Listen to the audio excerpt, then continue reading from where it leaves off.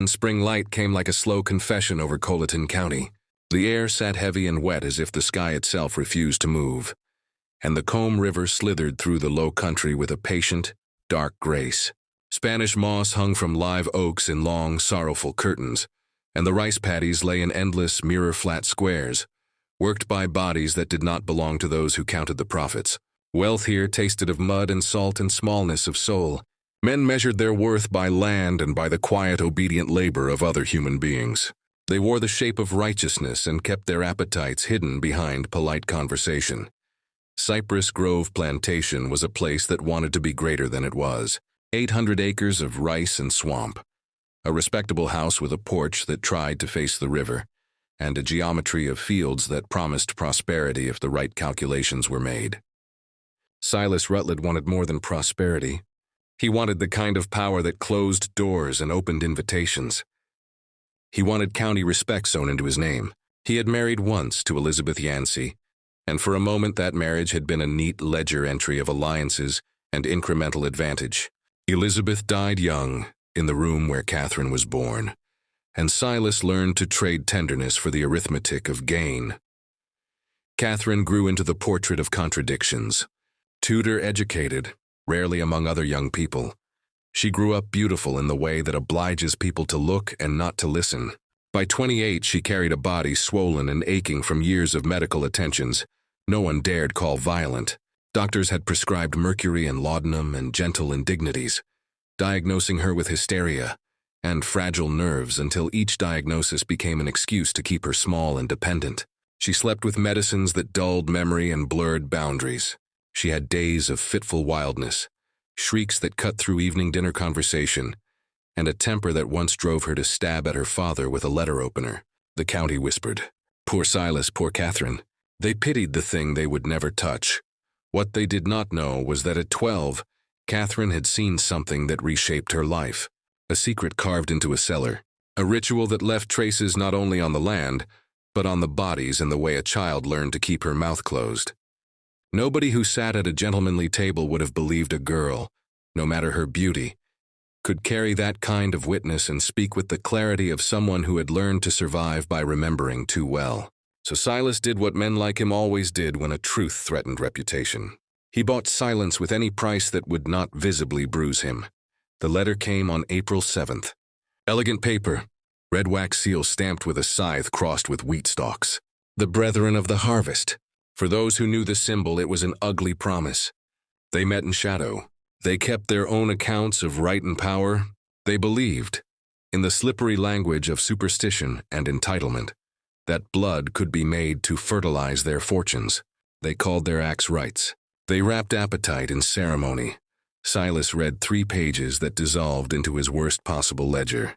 $12,000 owed, accumulated from bets, misjudged land deals. A life lived 2 margins away from ruin. The letter offered him 2 roads. One was the honest but fatal path of bankruptcy. The other was a bargain so personal it tasted of iron. Forgiveness of debt if he would place his daughter under the full authority of an enslaved man, not as a nurse, but as a de facto owner for a year. The brethren would wipe the slate and plug the holes in his reputation. He was to announce it publicly, and make of his family the spectacle that ensured the community understood obedience. Pride would be punished in private. The bookkeeping would be settled in public. Silas sat with the candle like a judge.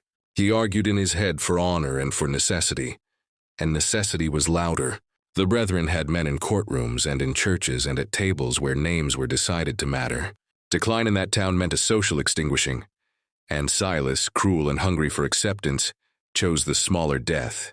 He signed with a hand that did not tremble in front, only behind the seals where the quiet calculus lived. Ezekiel Cross arrived on April 13th in a trader's wagon. He was not introduced in the field with other purchases. He was handed off at the porch, carried into a world where every gesture was recorded and appraised. There was a steadiness about him that unsettled Silas. He held Silas's gaze as if measuring it, like a craftsman testing a tool. Tall, wide-shouldered, hands that showed both labor and skill, a face without the long script of whipping. He looked like a man who had been shaped not by the habit of lowering eyes, but by the habit of looking for the smallest openings in a house of rules. The paper said, obedient. The paper said healer, carpenter, Virginia origin. What the paper did not say was the ember stitched under those facts. Ezekiel had been broken and remade by loss. The trader's exchange left a small cloth bundle in him that he slowly opened when the door shut, and the watchers went to bed. Inside, 3 names in a child's hand: Sarah, Benjamin, Ruth. His wife, his son, his daughter. Sold 3 years before to a place where people told him later they died within a single cycle of seasons. The names were a wound with an address. The wound watched the map of Carolina like a man learning where oxygen hit. His first night at Cypress Grove, Ezekiel allowed himself a small private gesture. He sat on the narrow pallet of his cabin and whispered the names like a prayer that had nowhere to go. He gave them the promise of action, and for a heartbeat his jaw unclenched and his breath found room. He had spent years moving closer to this man, to this plantation, to the exact configuration of people who thought themselves untouchable. He had learned of the brethren by rumor and a patience that had become a plan. This was opportunity shaped into flesh. The work of days began with a knock on Catherine's door, and the cautious sympathy of Judith, the house slave who had seen so much bending into lie that pity was not a comfortable thing to admit.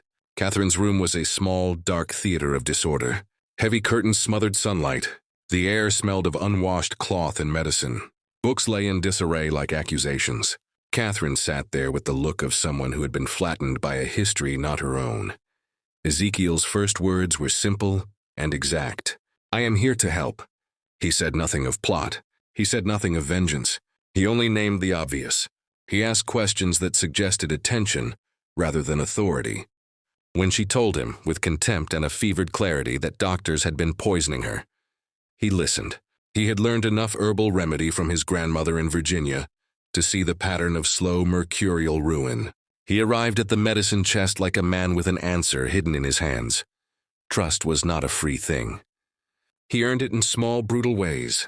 He reduced laudanum, replaced some tinctures with herbs that soothed the liver and quieted nerves without the slow erasure of memory.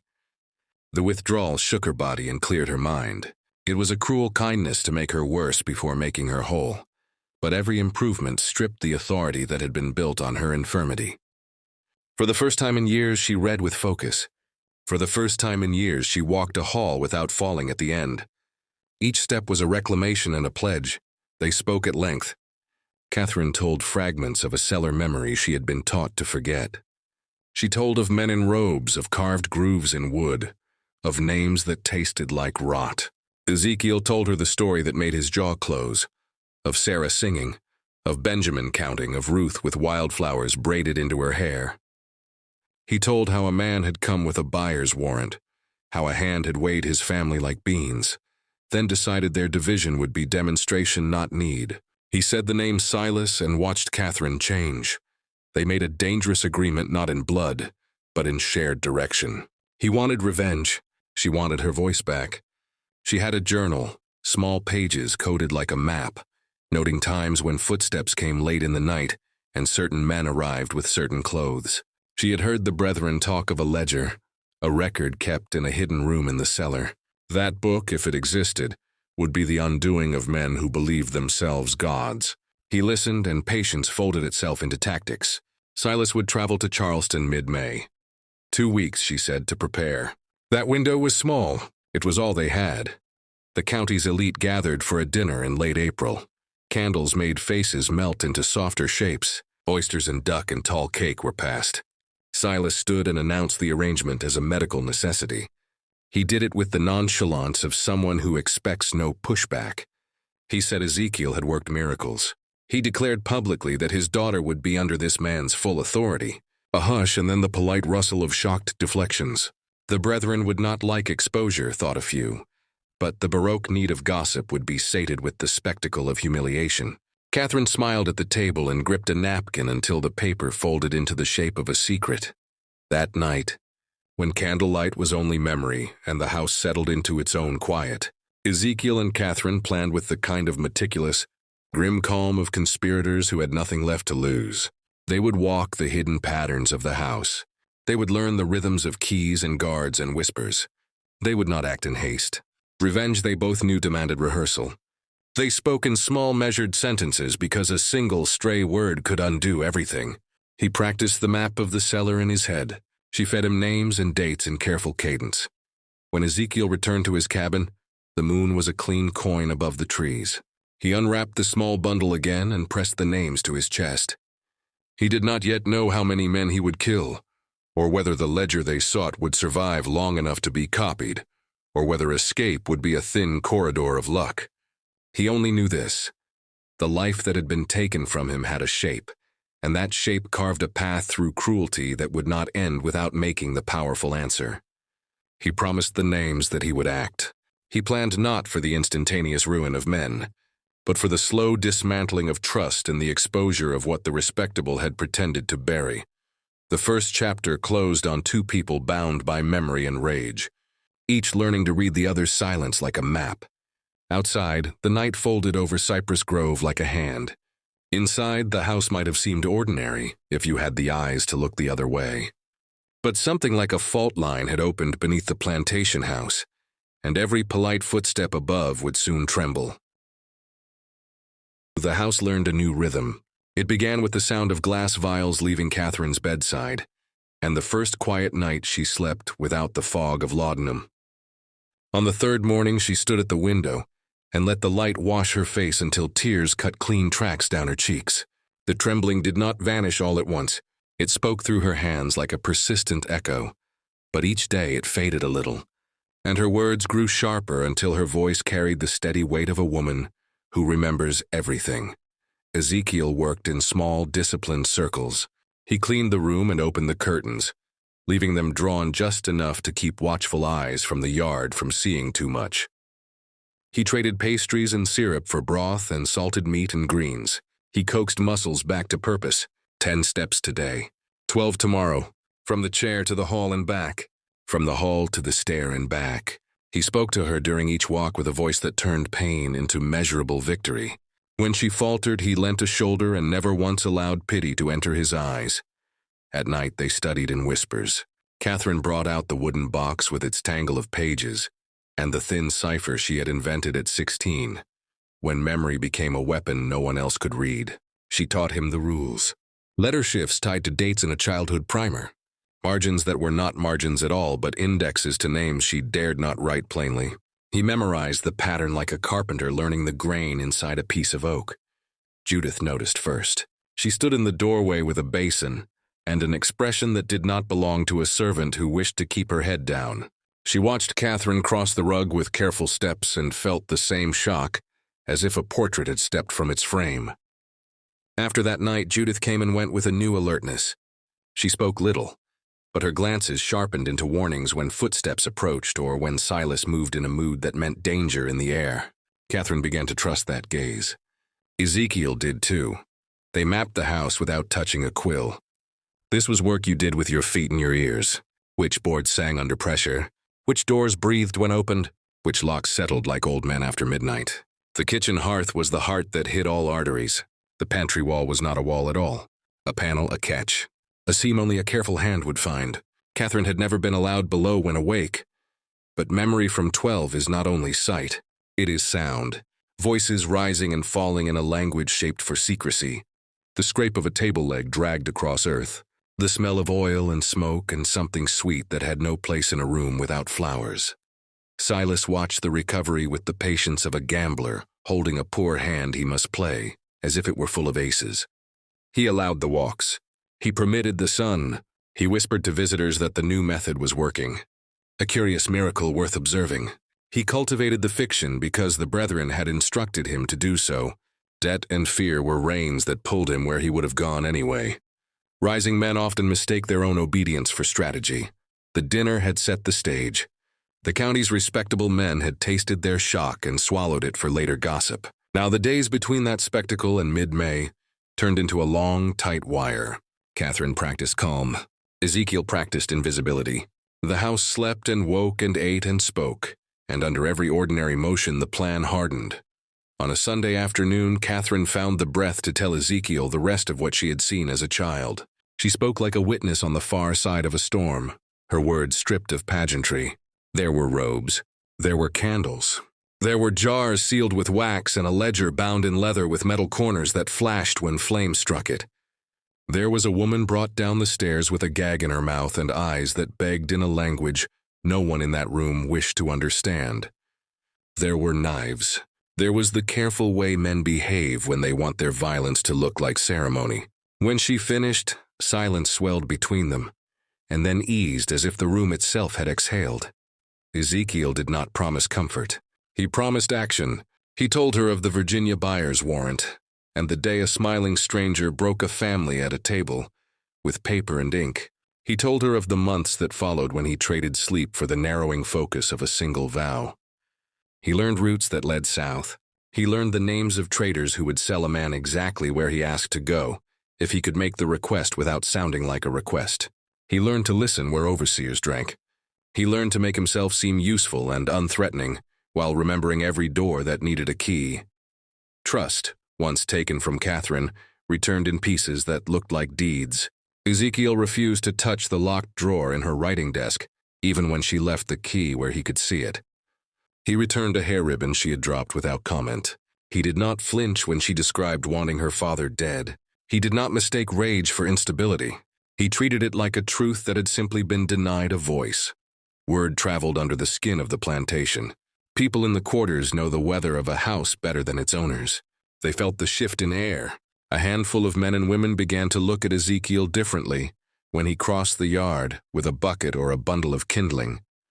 First with suspicion, then with a cautious respect that is given to someone who may be about to do a thing that could get everyone killed. Ezekiel spoke only when certain. He told none of them what he and Catherine planned. He asked them for nothing, yet the look in his eyes told them enough. Something was moving under the surface. They chose to be ready without knowing what ready meant. The first rehearsal took place in the blue hours before dawn. Catherine sat on the edge of her bed wearing a plain dark dress and shoes soft enough to make no sound. Ezekiel stood by the door with a shuttered lantern. They walked the route in silence. Out of her room, down the back stair, past the servants' corridor, into the kitchen. Behind the pantry door, there the panel waited. Catherine pressed the seam she remembered from childhood, and the wall yielded to her hand with a sigh, like an old secret that wanted to be told. They did not descend that night. They only stood at the top and smelled the earth. Catherine swayed. Ezekiel reached out and she steadied without touching him. They sealed the panel and returned by the same path, breathing as evenly as people who had simply checked the window latches against a storm. After that night, Ezekiel shortened the walks and lengthened the talks. He pressed Catherine on details that would matter in the dark. Where would men stand? Where were candles usually placed? How many steps into the chamber? How tall the table? Where did voices cluster when the chanting began? She answered with the precision of memory kept polished by use. He drew the cellar in his mind until it felt like a room he had already entered and left alive. 2 days before the chosen date, a small test arrived in the shape of an unannounced visitor. Judge Pelham called in the afternoon with his wife and a basket of oranges as if kindness could be staged. He asked to see Catherine to pay respects to her improvement. Silas agreed with reluctance that was theater. The judge looked at Catherine's clear eyes and straight posture and filed away the sight with a lawyer's accuracy. He watched Ezekiel stand near the window holding a glass of water as if he belonged in that room. When they left, Judge Pelham's carriage wheels whispered a message to the other men who liked to meet in secret. The girl was steadier. The arrangement was holding. They could proceed. The fire at Cypress Grove burned for 2 days and 2 nights. When the last embers cooled, all that remained was a black skeleton of a house and the whisper of something too deliberate to be called an accident. The county mourned with fine clothes and folded hands, their grief measured in reputation, not in loss. Newspapers wrote that 13 of Colleton County's most esteemed citizens perished in a tragic blaze while gathered for a private business supper. Ministers thundered from pulpits about the frailty of life and the inscrutable will of God. No one asked why men who detested each other in daylight would share a cellar after dark.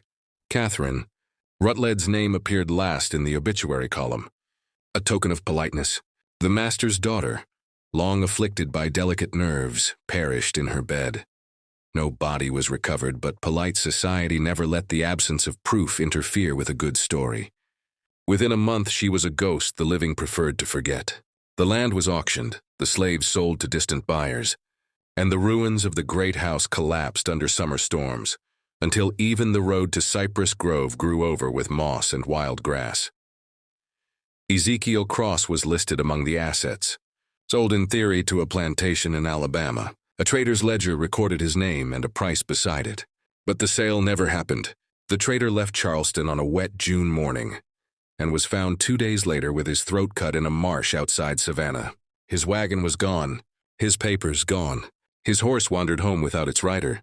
No one cared enough to investigate. One more dead man in a violent world. Ezekiel did not die with him. He rode north through back roads and swamps, carrying a bundle of salvaged papers wrapped in oilcloth, and the names of the dead like prayers in his mouth. He moved from farm to farm, from darkness to dawn, through the chain of hidden hands that would later be called the Underground Railroad. Every stop meant someone who looked at him and saw not danger but purpose. He carried stories as currency. He told them about the fire that swallowed 13 devils whole. He told of Catherine, the white woman who had helped destroy them, though he never spoke her name aloud. He said there were others like her, souls poisoned by the same rot, waiting for a spark to turn fear into justice. And in the retelling, that night in the cellar became something larger than vengeance. It became prophecy.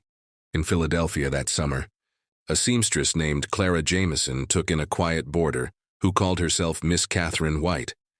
She paid in gold coin and asked no questions when Clara noticed the scar across her left palm, the kind you get from striking a match against stone. Catherine kept to herself, working late into the night over sheets of parchment written in the same cipher she once used to hide her memories. Clara would sometimes wake to the sound of paper burning and the smell of ink. But in the morning, Catherine would smile, as though she had been dreaming of ordinary things. For 6 months, Catherine lived as a ghost among the living. She walked the markets, attended sermons, and mailed letters addressed only to initials. Once a man came to the boarding house asking for her by her old name. Clara told him she had never heard of such a woman. The man tipped his hat and left, but that night Catherine packed her belongings and moved again. Before she left, she pressed a sealed envelope into Clara's hand. "If anyone ever comes asking what happened at Cypress Grove," she said, "give them this. Only if they already know what they're looking for." Inside that envelope was a short letter, and one of the coded pages she had written the night before the fire. On the margin, she had drawn the symbol of a scythe crossed with wheat stalks. Meanwhile, in the ruins of South Carolina, the legend of Cypress Grove began to grow teeth. Enslaved people in neighboring counties spoke of it around fires, how the masters had gathered to drink blood, and how the spirits they summoned turned on them. Overseers laughed at the tales, but some refused to work near the grove after sunset. They said the ground there steamed even on cold mornings. In the autumn of 1842, a traveling preacher named Isaiah Briggs passed through the low country spreading a gospel of liberation that sounded less like scripture and more like war. He said he had seen a sign from the Lord, a vision of 13 serpents consumed by flame, and a black man walking free from the ashes carrying a book of truth. Ezekiel Cross was never named, but his shadow followed that sermon up the coast and across the rivers. For the next 20 years, whispers about him trailed through every plantation corridor and safe house between Georgia and Ohio. They said he helped fugitives vanish. They said he led men through swamps that swallowed bloodhounds. They said he never raised his hand against a woman or a child, but killed overseers with a quiet efficiency that felt like prayer. They said when he spoke of freedom, even the most broken souls listened. But the truth was quieter. Ezekiel worked by night, teaching the routes north to those who could read the stars. He met abolitionists in Charleston taverns under false names, passing information wrapped in layers of plain talk. Each journey was a penance, each rescue a whisper back to the ghosts that still followed him. When asked where he came from, he only said, "South of the river before the fire."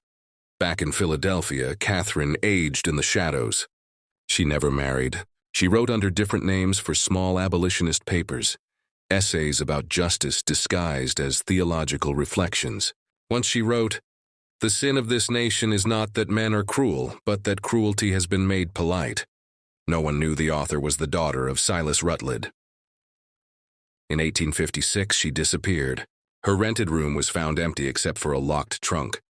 Inside were her clothes, her writing tools, and one page written in her own hand. The cipher was broken at last into plain words. Truth buried in ash will one day breathe again. That winter, in a small village on the edge of the Appalachians, Ezekiel Cross met a woman who gave him a worn Bible. Inside it was a single folded paper written in a familiar hand. No signature, only the phrase, "We did not burn the truth, only the lies around it." He closed the book and looked north.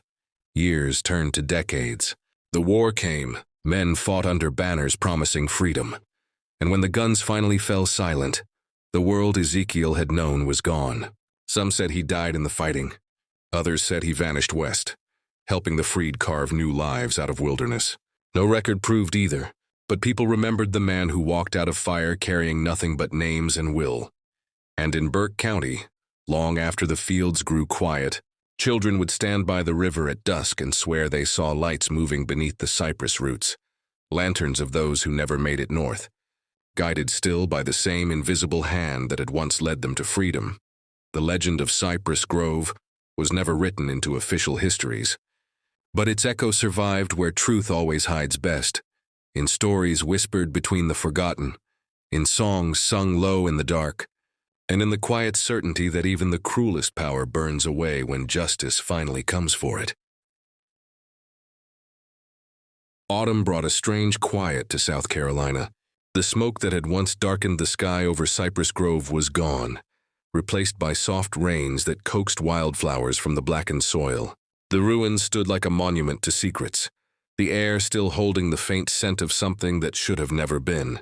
Locals began avoiding the place entirely, claiming the wind there whispered names that did not belong to the living.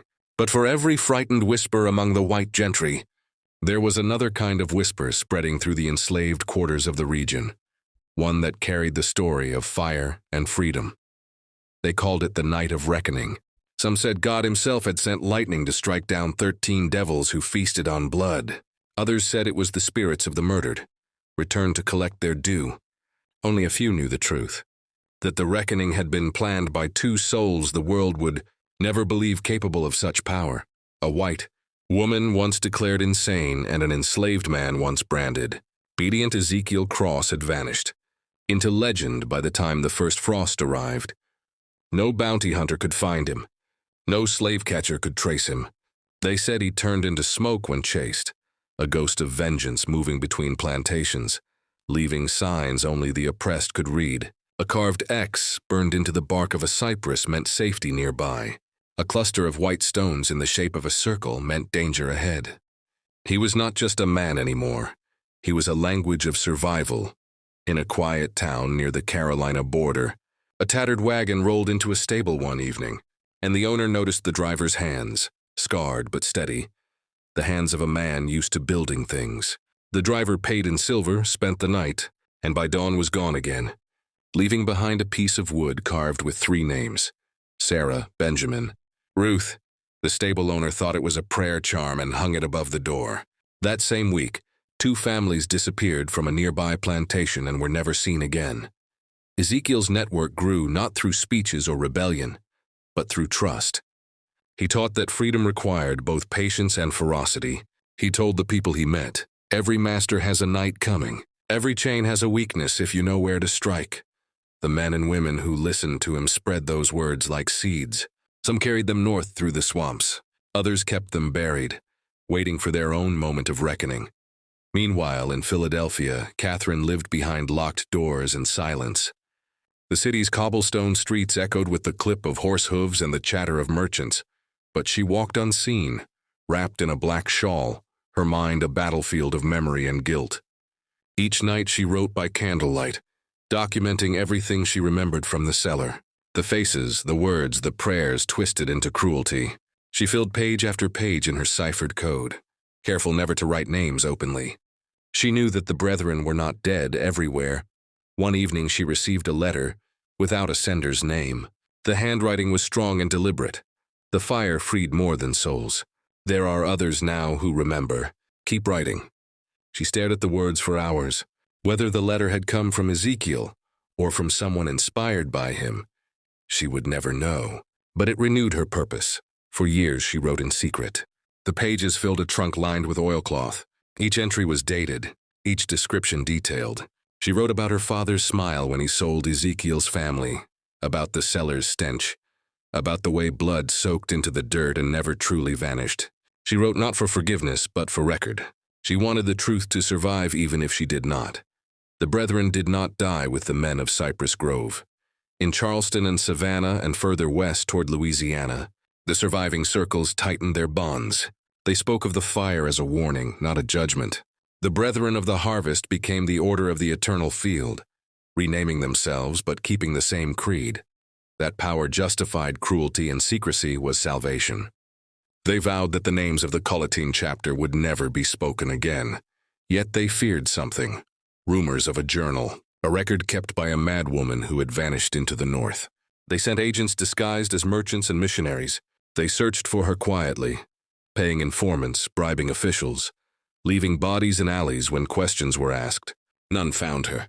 Catherine had become a ghost that even her father's associates could not resurrect. In 1847, a freedman arrived in Boston with a small wooden box containing coded papers. He told abolitionists they had been given to him by a woman who disappeared into the night 3 days later. The papers spoke of blood rituals and secret brotherhoods, of judges and ministers who worshipped power through death. The abolitionists dismissed them as mad tales. But one man, an editor for a small northern newspaper, copied fragments of the writings and published them under the title, The Harvest of Shadows. The story caused outrage, laughter, and fear all at once. Plantation owners called it abolitionist propaganda. Ministers called it blasphemy. But among the enslaved, it became proof that someone, somewhere, knew their suffering was not invisible. That winter, a rumor began that Catherine had been seen near the Mason-Dixon line, speaking to Unionists and Quakers about something she called the hidden sin of the South. Others said she had gone west to find Ezekiel, though no one could confirm it. Still, her words traveled faster than any truth sanctioned by polite society. In the late 1850s, the legend of the fire at Cypress Grove resurfaced during abolition meetings. Speakers told of a woman who set her father's house ablaze to end a cult of blood. They told of a black man who walked through fire untouched and went on to free hundreds. Each retelling changed a little. In some versions, Catherine and Ezekiel escaped together. In others, they were both killed in the blaze and rose as spirits to guide the oppressed. But the message never changed. Evil built on suffering cannot last. When the Civil War began, soldiers from the South who marched near Colleton County sometimes refused to camp near the ruins. They claimed to see figures moving in the smoke at dusk, tall and shadowed, eyes glowing faintly like coals. Some swore that the sound of distant chanting could still be heard under the earth, answered by screams carried by the wind. One night, a Union scouting party passed through the region and found an old marker stone near the river. On its face, carved deep but weathered by time, were words only half legible. We remember. The harvest ends when the blood is answered. No one knew who carved it. The officer in charge recorded it in his logbook as evidence of local superstition and moved on. After the war, freedmen returned to the area and built cabins where Cypress Grove once stood. They worked the soil that had been fed by blood and ash and called it Deliverance Field. For years, crops grew thick there even when drought struck neighboring lands. People said the ground had been paid for. They said the spirits rested finally. But one evening in 1871, when workers dug foundations for a church near the old cellar site, they uncovered a rusted metal clasp still attached to fragments of leather. Inside the binding were sheets of parchment turned black from fire, but one page survived, the writing faint but legible in places. At the top was a symbol, a scythe crossed with wheat stalks. Beneath it a single sentence, "We kept the ledger, but the price was our souls." The pages were taken to the county courthouse, then mysteriously lost before sunrise. Officials said the wind scattered them. Others whispered that the brethren, or what remained of them, had come for what was theirs. Still, the legend refused to die. Each generation reshaped it to fit its own fears and hopes. Some told it as a ghost story, others as a parable about rebellion, and some as a simple tale of justice long delayed. But those who had eyes to see and hearts that still remembered the cost knew the truth. Cypress Grove was not destroyed by fire alone. It was destroyed by memory, by two people who refused to forget, by a daughter who chose truth over blood, and a man who turned grief into a weapon. And somewhere, perhaps buried beneath the wild cypress roots or sealed within a church wall, the last pages of Catherine's journal wait. Ink faded, words hidden under time, yet still dangerous, still alive. Because truth, once written by those who have suffered for it, never dies. It only sleeps, waiting for someone brave enough to wake it again. By the time the 20th year passed since the fire, the land that had once been Cypress Grove belonged to no one in particular. The plantation's boundary stones lay buried under wild grass, and the river had shifted its path, as though even nature wished to erase the memory of what had been done there. But memory does not die when land forgets. It lingers in the people who still speak its name in secret, in those who inherited the weight of stories told in whispers after nightfall. In the 1860s, a man named Isaiah Briggs returned to the Low Country. He was older now, his hair silvered and his back bent, but his voice carried the same gravity that once sent shivers through gatherings of the oppressed. Briggs was one of the few still living who had known Ezekiel Cross in the years after the fire.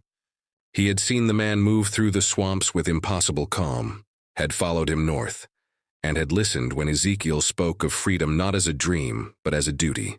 Now, with war tearing the country apart, Briggs came back to the place where it had begun. He found the ruins of Cypress Grove overgrown with ivy and silence. The air was heavy with humidity and the faint metallic scent of old ash. Only the lowest stones of the cellar still remained, half sunk into the earth, their edges softened by decades of rain. Briggs knelt beside one and whispered a prayer for the dead, not just for the slaves who had bled there, but for the woman who had chosen truth over safety, and for the man who had turned vengeance into deliverance. That night, he slept beside the river and dreamed. In the dream, the water glowed red, and a tall figure stepped from the current carrying a book bound in black leather. The figure's eyes were gentle but burning, and when it spoke, the voice was familiar. "Write it again," the dream said. "Do not let them bury it." When Briggs awoke, the dawn was gray and still, and beside him lay a piece of driftwood shaped like a book. He took it as a sign. In the years that followed, Briggs began to tell the story in full, not the version that newspapers printed, not the one polite society accepted, but the real one. He told it at camp meetings, in secret schools, and in churches where freedmen gathered to read their first words of Scripture. He spoke of the brethren, of the cellar, of the fire, and of the man and woman who struck the first blow. At first, people thought it was allegory. Then, as he described the names and faces too precisely for imagination, they understood. His words became scripture of a different kind. He called it the gospel of ash and blood. It was not about vengeance. It was about justice, the kind born in the dark, carried by those who had no power except their refusal to remain silent. Far north, in a quiet corner of Pennsylvania, Catherine's writings continued to move from hand to hand. Abolitionists studied her cipher and began to recognize fragments that matched Briggs's spoken accounts.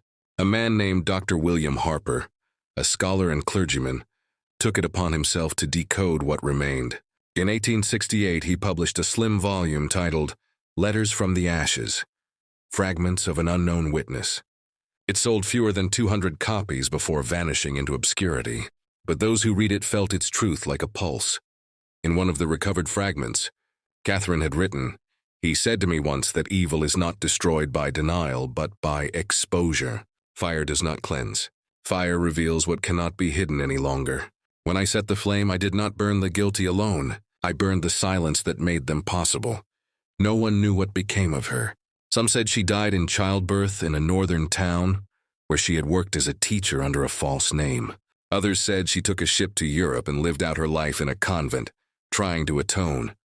But the most persistent rumor came from a small community in Canada, where escaped slaves built homes along the St. Lawrence River. There, An old woman once told her grandson that a white lady with eyes like storms had lived among them for a time, teaching letters to the children and writing long into the night by lamplight. She was haunted, the woman said, but she smiled when she heard the rain, said it sounded like freedom washing the earth clean. Ezekiel's own fate was no clearer. Some Union officers claimed to have met a scout fitting his description during the war. A man who guided escaped slaves through Confederate lines, vanishing before dawn. They said he carried a folded piece of paper in his pocket that he refused to let anyone touch. Others swore they saw him in Kansas, helping freedmen start farms. Then the sightings stopped, years later. An old trapper traveling through Mississippi found a grave marked only by 3 carved names: Sarah, Benjamin, Ruth. Beneath them, smaller letters read, "The fire remembers." He reported it to no one. He simply knelt, removed his hat, and walked away. But legends like fires never stay contained. By the end of the 19th century, the tale of Cypress Grove had spread into song. Field workers sang about the woman who burned her father's house and the man who carried the ashes north. Children clapped and whispered about ghosts in the cellar who guarded a book of truth. The story changed in detail, but never in spirit. It had become a hymn to endurance. In Charleston, where the Brethren had once flourished, their descendants held quiet meetings under new names. They sat in parlors filled with gaslight and spoke of finance and politics rather than ritual and sacrifice. But the same hunger for dominance remained. They laughed about old superstitions of fire and curses, but some among them avoided the subject altogether. There were still families who refused to speak the word Cypress.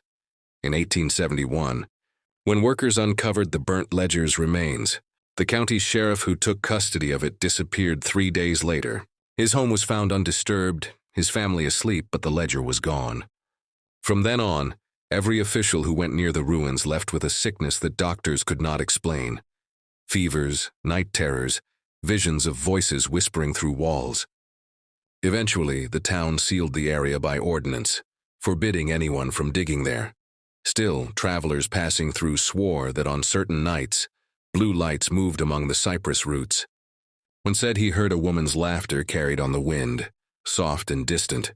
Another said he saw a tall man standing where the house once stood, looking up at the stars as if counting them. By the turn of the century, Deliverance Field had grown into a small, thriving black settlement. The residents built a school, a church, and a monument of river stones engraved simply, "For those who burned the night to make morning possible." Every year on the anniversary of the fire, they gathered at dusk with lanterns and sang until sunrise. They did not speak the names of the dead. They spoke the names of the living, as if to remind the world that the greatest defiance was survival itself. What none of them knew was that a few miles away, deep in the marsh, a chest lay buried under the roots of an ancient oak. Inside it were the pages Catherine had written, the complete account, the coded truths, the map to everything the Brethren had ever done. The chest had been sealed with tar and wrapped in oilcloth. It waited patiently as the river rose and fell, as generations came and went, as the world above changed. And one night in 1903, after a storm tore through Colleton County, the river shifted again, exposing the corner of that chest. The wood gleamed faintly under the moonlight, as if it had been waiting for someone to find it. The past never really dies.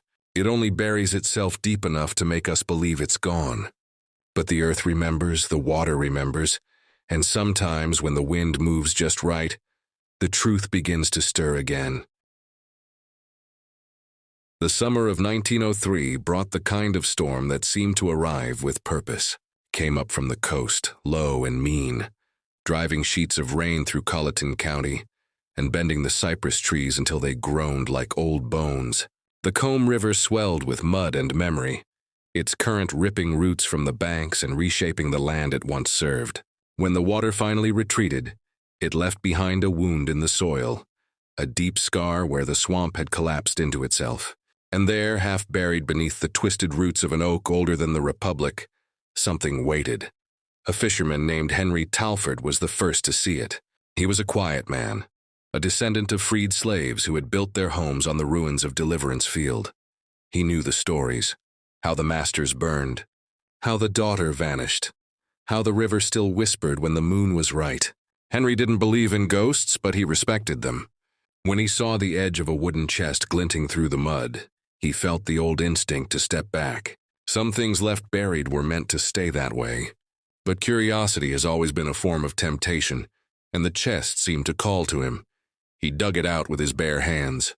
The wood was blackened, hard as stone, sealed in places with something that looked like tar. On the lid, carved so shallow it was almost invisible, was a symbol he didn't recognize, a scythe crossed with wheat stalks. The sight of it made the air around him still. Even the frogs stopped croaking. He loaded it into his boat and rowed home as the sun began to set. By lamplight that night, Henry and his wife Sarah tried to open it. The iron latch was fused shut, but when she pressed her hand against it, the metal gave a low groan and snapped free as though it had been waiting for her touch. Inside lay stacks of old paper, some blackened to ash, others intact. The ink had faded, but the handwriting was fine and deliberate, looping across the page with the confidence of someone who knew her words mattered. The first page carried a name, Catherine Yanzi Rutledge. Henry read the name aloud and felt a chill ripple through the room. He had heard it once as a boy, in the stories his grandmother told when the nights were long and the rain came hard. That was the madwoman, his grandmother had said. The one who burned the house of sin. He turned the page. The words that followed were strange at first, a mixture of confession and record. But as he read, a pattern began to emerge. The story of the brethren, of the cellar, of the sacrifices, of the ledger, of Ezekiel Cross. The story of fire. The story of truth buried alive. Sarah covered her mouth. "Lord, have mercy," she whispered. This is their book.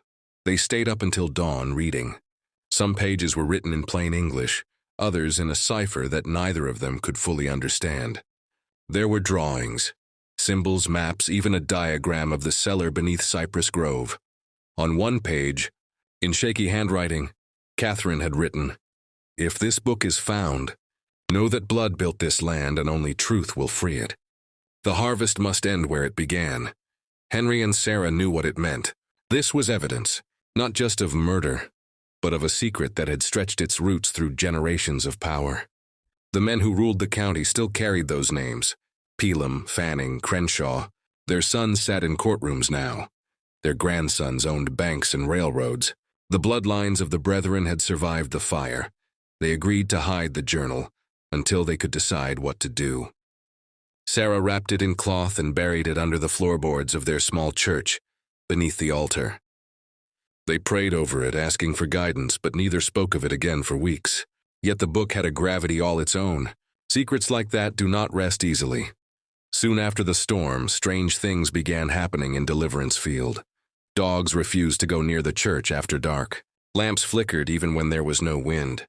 One night Henry woke to the sound of someone humming, a woman's voice, low and mournful, coming from the direction of the river. He stepped outside with his lantern and saw nothing but mist. Still, the sound continued until dawn. The next Sunday, the preacher, Reverend Coleman, spoke about conscience. He said there were truths in this world so powerful that they could not stay buried, no matter how deep you dig.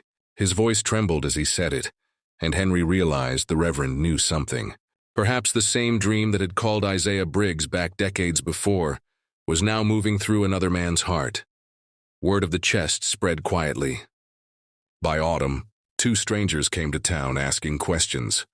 Well-dressed men claiming to be historians from Charleston. They asked about the fire, about the old plantation, about the families who had lived there. They spoke politely, but their eyes carried something sharp beneath the courtesy.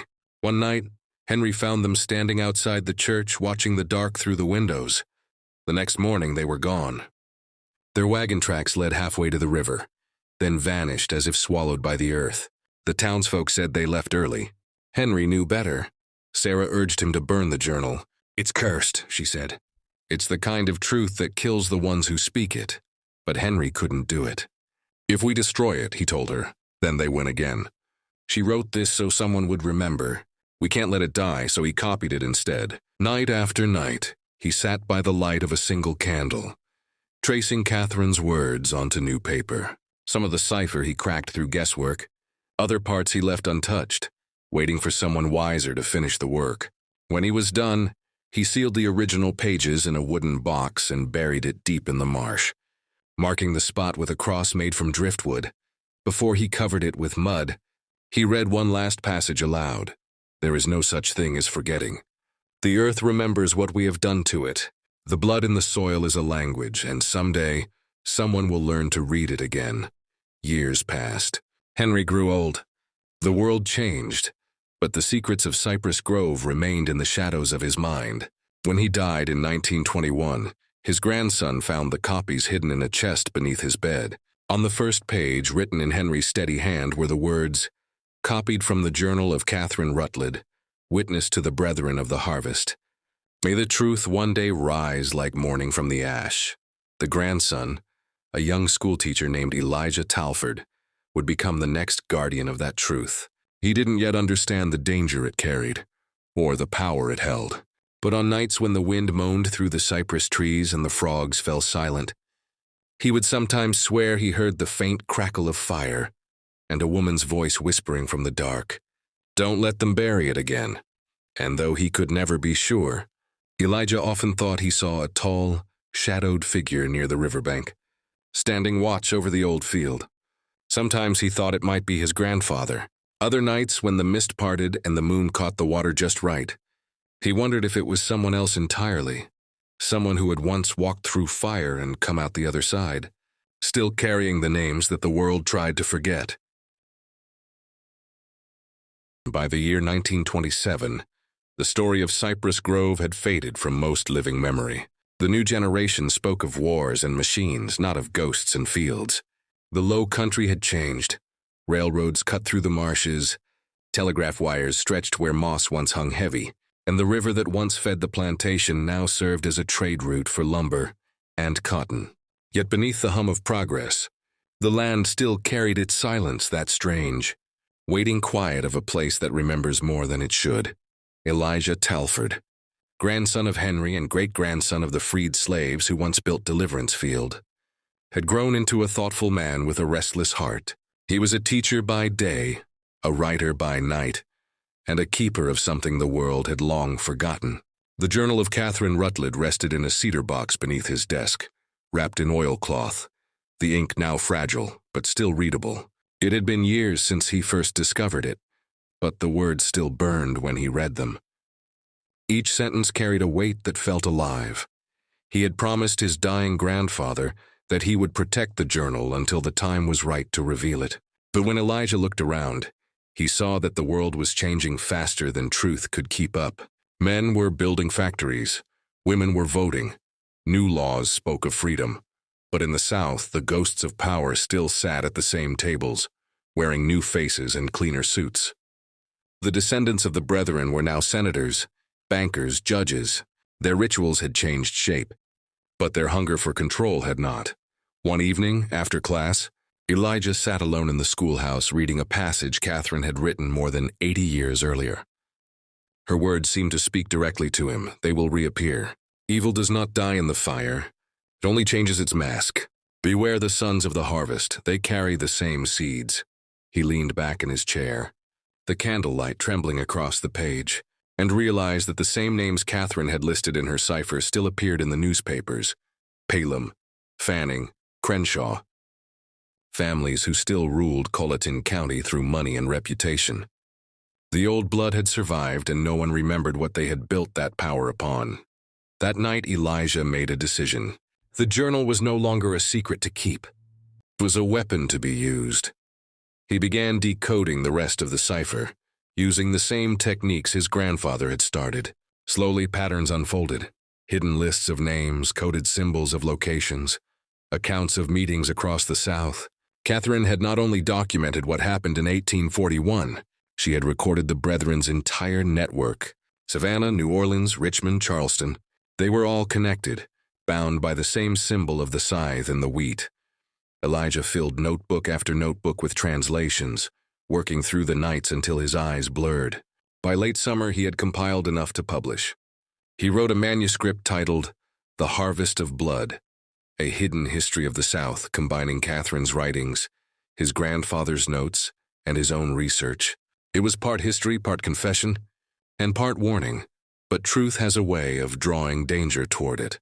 A week after he mailed the manuscript to a small publisher in New York, strange men began appearing in town. They wore fine coats and carried themselves like officials, but they asked questions that no official ever would. They visited the courthouse, the bank, the church, even the school where Elijah taught.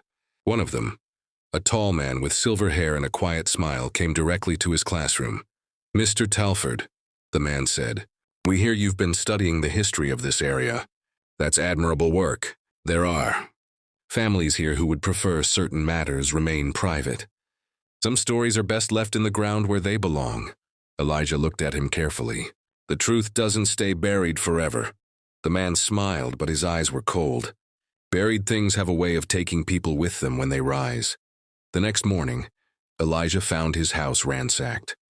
The cedar box under his desk was gone, but when he checked beneath the floorboards, he found a second box, the one his grandfather had buried before his death. Inside it, under the original copies, was a note written in Henry's hand. "If they come for the book, give them the wrong one. Hide the truth where the earth still bleeds." That night, Elijah went down to the river, to the same place where the chest had been found 20 years earlier. The oak tree was still there, its roots twisted like the fingers of a sleeping giant. He dug beneath it and buried a new box, this one sealed with wax and tar. Inside he placed the full translation of Catherine's journal, along with his grandfather's copies and his own notes. He marked the spot with a simple stone. The next day, Elijah left Colleton County. No one saw him again. Some said he moved north and became a preacher. Others claimed he vanished into the swamp, following the ghost of Ezekiel Cross. A few whispered that he was killed by the descendants of the Brethren, his body hidden just like the ledger had been. In 1928, the manuscript The Harvest of Blood was published anonymously. It was dismissed by critics as a Gothic fiction, too dark and too detailed to be real. The author was listed only as E.T., but among certain academic circles, the book began to circulate quietly. It contained descriptions of rituals that matched fragments found in old court records. It mentioned names that powerful men did not want remembered. And in the Deep South, in towns like Colleton and Savannah, the descendants of those men began receiving letters, unsigned, written in neat handwriting, each bearing the same phrase, "We remember the harvest." Fear crept back into the old families. They denied everything, of course. But behind closed doors, they burned records, destroyed photographs, and swore their children to silence. The people of Deliverance Field built a new church that year, right beside the ruins of the old one. When they dug the foundation, they found a fragment of scorched parchment sealed in a jar. The ink was faded but legible. "Truth buried in ash will one day breathe again." The preacher held it up to the congregation and said, "This land does not forget." By the 1930s, the story of Cypress Grove was being told again, but now it had changed. It was not just a legend of vengeance. It was a warning passed down from parent to child.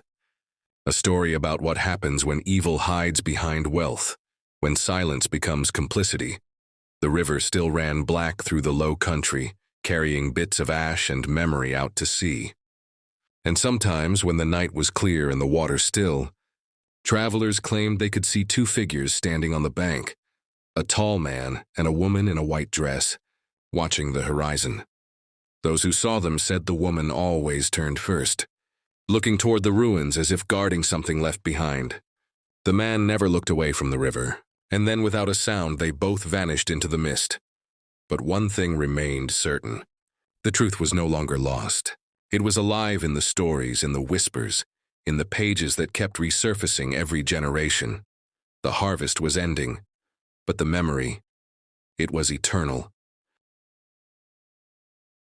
But the ghosts of Cypress Grove did not rest. By 1953, the world was deep in a new kind of darkness. Men no longer gathered in cellars under candlelight to offer blood to false gods.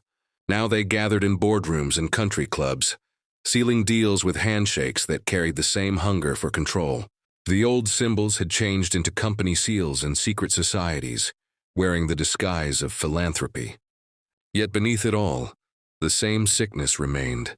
The belief that power made cruelty acceptable, that wealth could erase guilt, and still, the land remembered.